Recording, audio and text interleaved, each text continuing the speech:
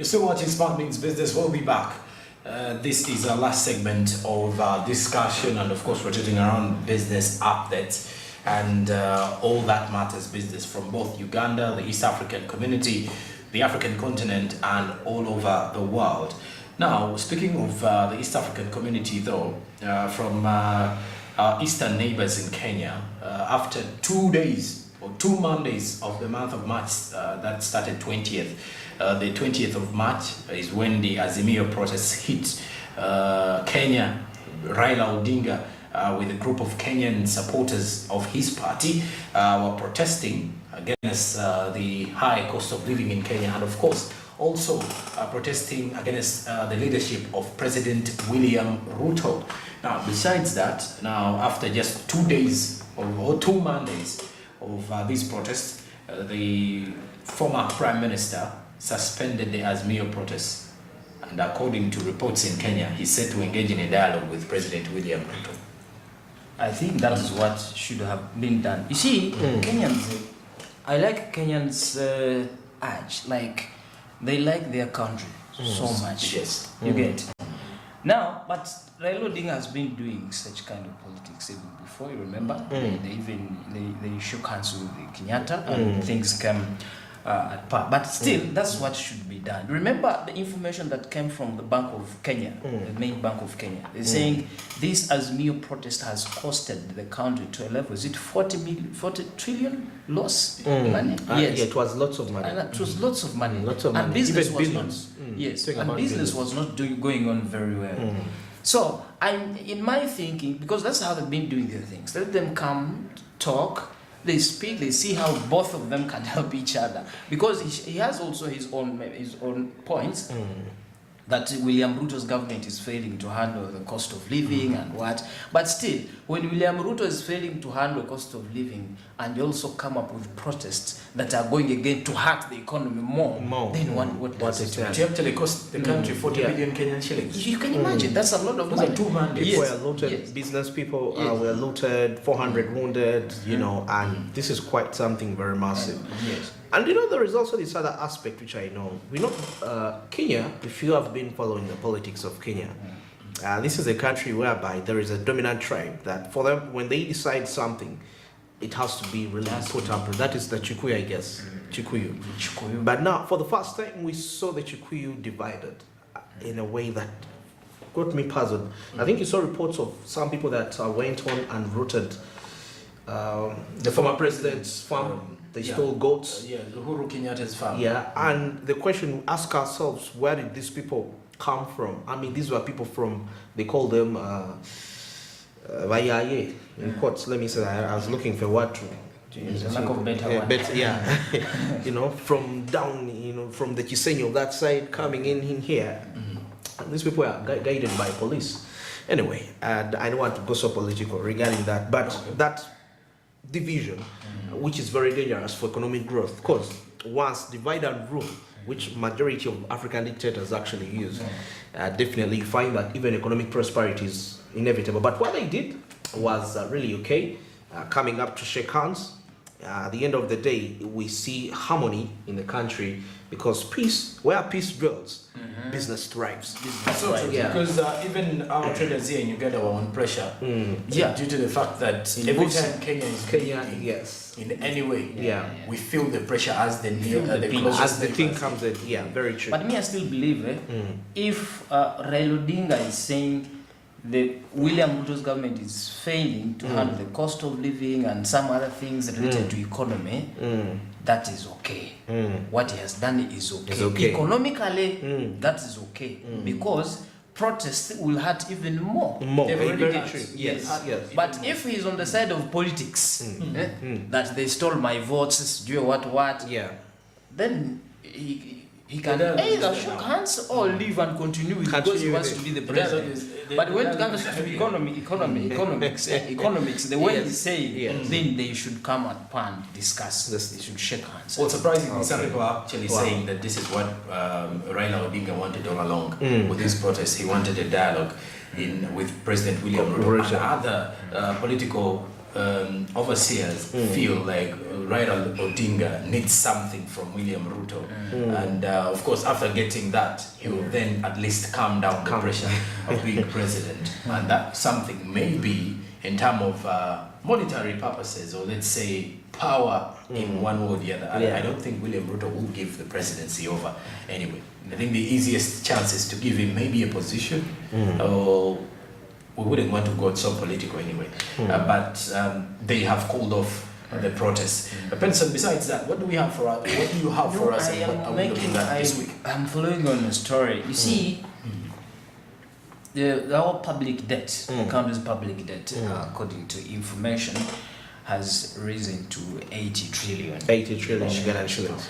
And the information has it that government is now borrowing to pay back debts. And now when you reach at that level, that means it's going to have a very big effect when it comes to private investments. What do I mean there? How public debt, if it has risen, how does it affect the private investment? You see, remember, we are about, in the next financial year, we are going to surpass the 50% threshold. That's according to the information. Now, that affects the private investment. How? Yeah. When government starts to borrow, to pay back, that itself is risky. Now, it means government is coming back now to domestic business. How? It will start leaving getting loans internationally, and now come back to domestic. And now, also domestic borrowing will also be high. What does it mean? If it gets high, government now it is on domestic. It is looking for loans domestically. That means the interests are going to be high. You get? Yeah. Government where it needs money, and the interest rates are going to be definitely increased. And when interest rates increases, that means investments, it will hurt the investments. The private investors. You get? Because you will start, you want to start your own business, and now the interest rates, for example, you start your own business, you also want to go for a loan. A loan, yes. You get? A loan whose interest rates have gone high. Why? Because the government is borrowing a lot from here domestically. Then it will hurt you who is going to start your own business. My own business. So that's the problem we're getting to now. Okay. Now the issue is, what should we do? That's why I am going to talk to some of the economists, some of them, and see if they can.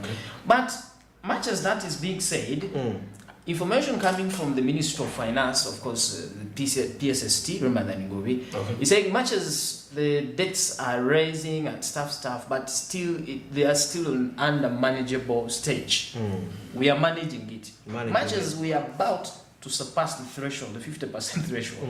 That's what they're saying. But Tugumia, we can still, they're saying they are managing the situation. We are not yet there, but we are still there. We can go with it. There's no need for an alarm.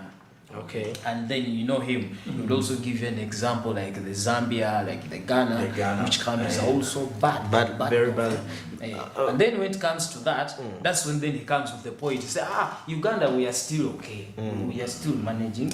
But you know what? One thing I realized, do you remember way back in times whereby you went back to your parents with a report and you had failed, and then your parent tells you, why did you perform this way? And you tell them, if the entire class didn't perform well, the parent at the end of the day is not interested. It's about you. So, however much we do have these comparisons of Ghana, at some point, because these countries handle these matters differently as compared to maybe us. I wouldn't really dwell so much on Zambia, they are badly off than us.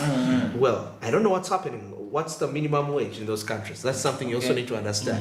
No, sometimes I won't believe it's simply because when you look at some of them, the Ghana economy may be faring better than ours. But if it is struggling now, it clearly shows you that we are not doing badly off in preventing that kind of situation. If a bigger economy is facing it rough and they fail to contain, because maybe ours is on a right path. Because I want to believe. I think that is why he always we are trying to manage. It is okay, But I zero it down to the microeconomics of that area. The macro, what we see, but the micro coming down to the individual households. Okay. What's the lifeline? What's the lifeline? That What's is- the lifestyle that Exactly. they maintain? For example, the US is having inflation.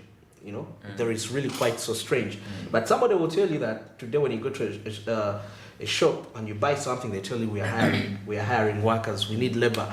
So They're actually hiring. The employment. exactly. Yeah. There's The tech unemployment. companies are laying off, but other companies are Hiring hiring. people. Yeah, but when we look at the global perspective, the macro perspective, Yeah. it seems that things are not bad. Things are bad, but zeroing it down there is what really brings you the picture because it starts from there. And sometimes macroeconomic factors are factors that determine them definitely. Okay. The way they are dealt with by the central banks are a little bit different, slightly.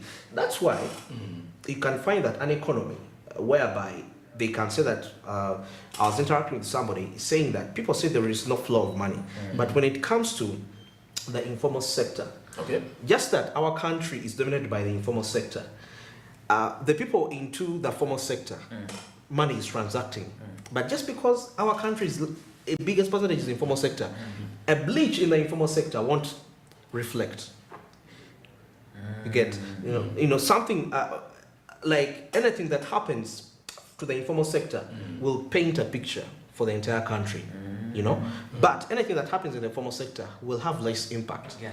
to that. So when I look at it in those perspectives, I really come down to see that, well, we have our own issues to deal with as a country. But still, much as PSST is saying Yeah. it's still within the manageable range, but still we stand warned. Some We of the stand warned, economists, yes. some of the researchers and economists, you've seen this CS Bagman, Julius Mukunda, and some other economists around here, and some CSOs, civil society organizations, have always warned the government of Uganda. Said, Yes. much as you're saying you are managing it, but still, you should stand warned that where we're going is not okay. It's not- Because it's if not we have okay. risen up to 80 trillion, that's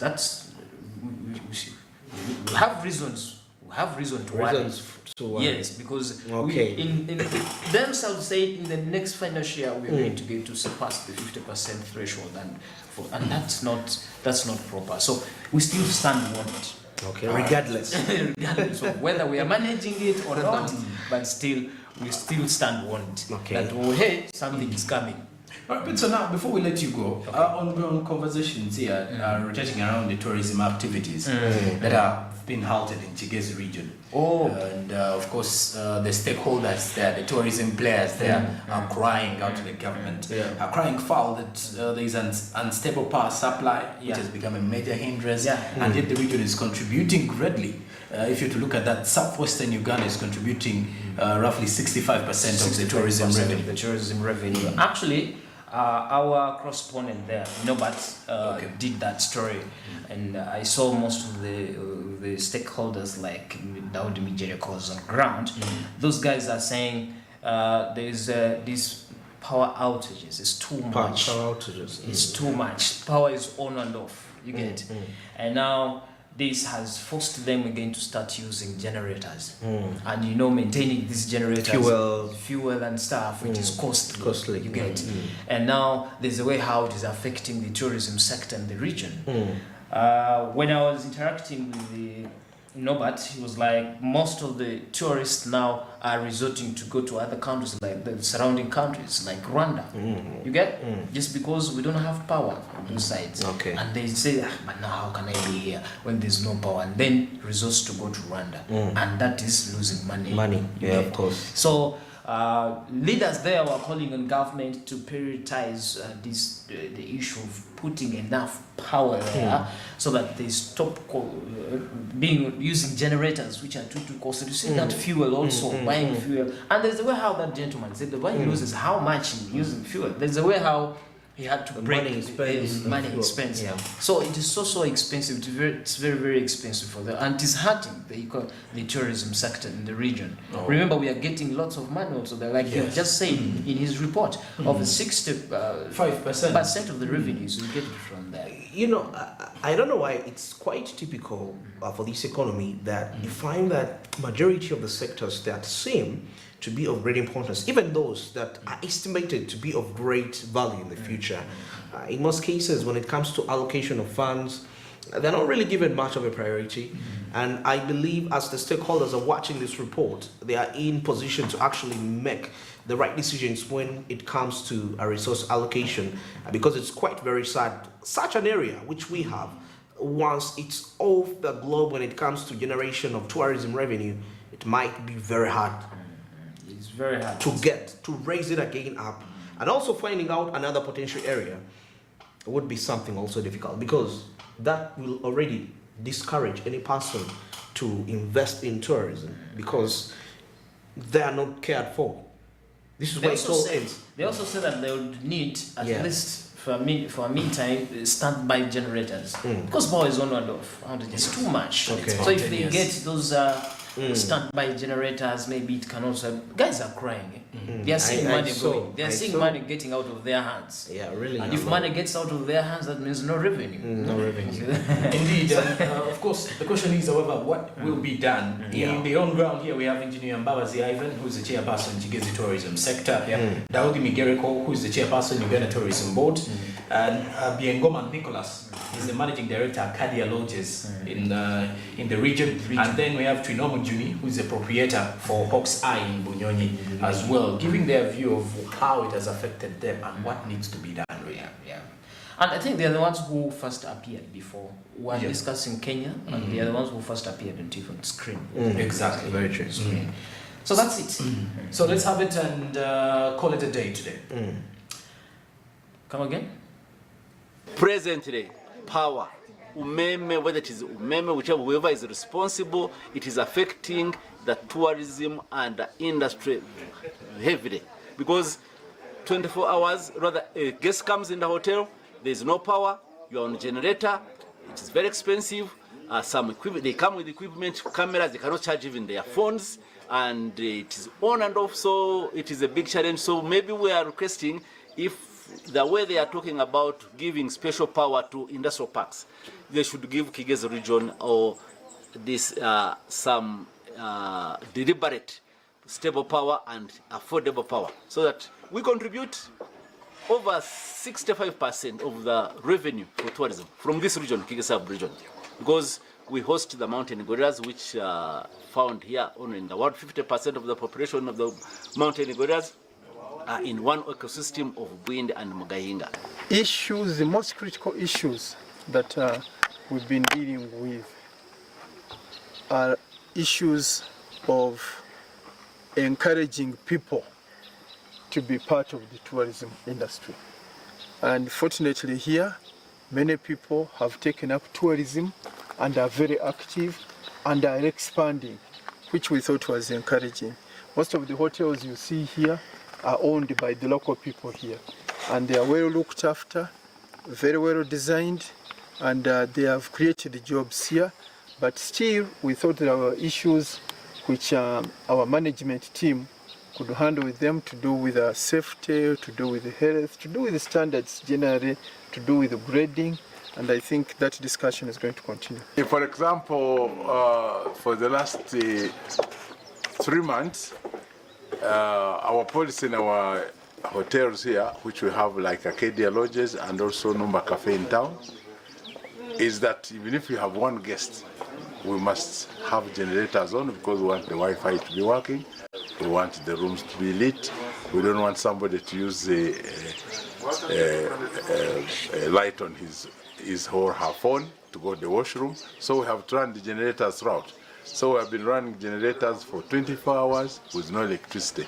And what is disturbing, as soon as it is at night, they switch off all we have the outage, and then we have to run the generators. So we have found that within 1 month, for example, I'm paying over 20 million running generators in the hotels. And then umeme comes up also, because they also charge us standard. They also want about 5 million. You have about 25 million you pay in the whole month. So they eat into all your profit, and it's too much.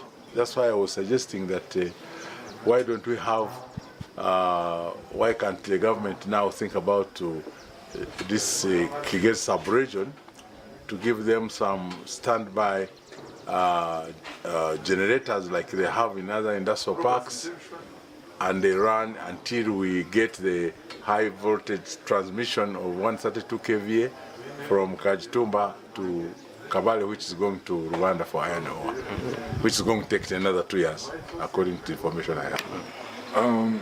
Electricity, certainly, it does not only affect tourism in Kabale, it affects industry, it affects growth of other businesses. And I want to believe this is one thing that we should have priority for as a country. I want to believe the country should have priority for improving electricity.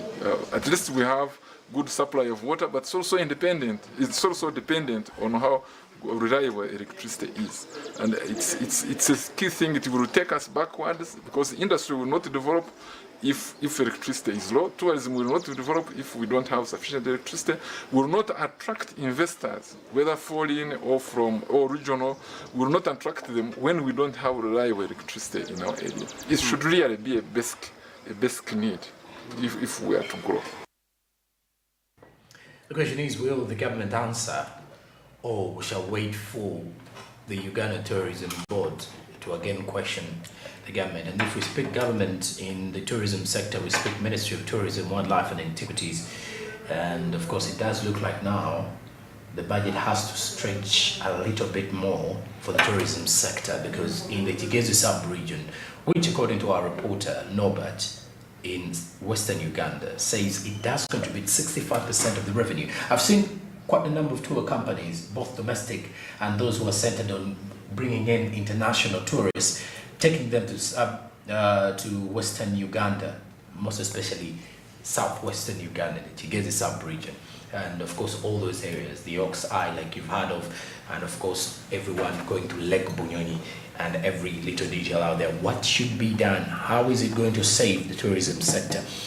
Big answer, because power generation is important. When you look at, of course, Eskom's concession came to an end in March. Umeme services will be coming to an end in 2025, in the month of March as well. The question is, will it have got a solution for the people in that region, or the new stakeholder in Uganda's power generation? Andrew, as we're summing up, the tourism sector now in the spotlight. Well, this is it calls for quite great responsibility. Just like as you said, that means the budget should stretch a little bit more for the tourism industry, making sure that, most especially those areas that are of acute priority, maybe there are others which we don't know, but the Kigezi people, not until they had to come out and they speak out. And probably we urge any other regions, any other players, whatever challenges that you feel that you really experiencing, it's okay to come out, reach out to the different personnel to ensure that those difficulties are aired out to the different stakeholders. It's very important, because it will be very sad for the funds to be allocated and another issue rises up. So the earlier, the better. At the end of the day, it's for the good of our country. And there you have it with Smart Means Business this Monday, 3rd of April 2023. You've been a wonderful viewer wherever you've been catching us from. The show kick started off at 6:30 a.m. Now it is only 6 minutes to 10 o'clock. Coming up will be Financial Markets with Anthony Sebale. It's a Monday, a happy new month from us to you, but remember that investing should be part of you as you kickstart of the month of March. Zabu is an investment platform which makes it possible for you to invest in government bonds and other securities available. You need a USSD code *292# to kickstart your investment journey with the platform. The markets on Zabu open at 8:15 a.m. and their closing time is 3:15 p.m. East African Standard Time. Please note, though, that these markets are fully closed during the weekends and also on public holidays. Zabu is a platform which is making it very possible for you. If you want to have an account, all you need to is register with your NIN, and in the next 24 hours, you'll be able to invest. They are only closed during the weekends and on public holidays. Zabu, my money, my future. All East Africa, do something new. I'm Jerome Paul Sonka with Andrew Beridi here for Smart Means Business. Till tomorrow, have a good day. Good morning.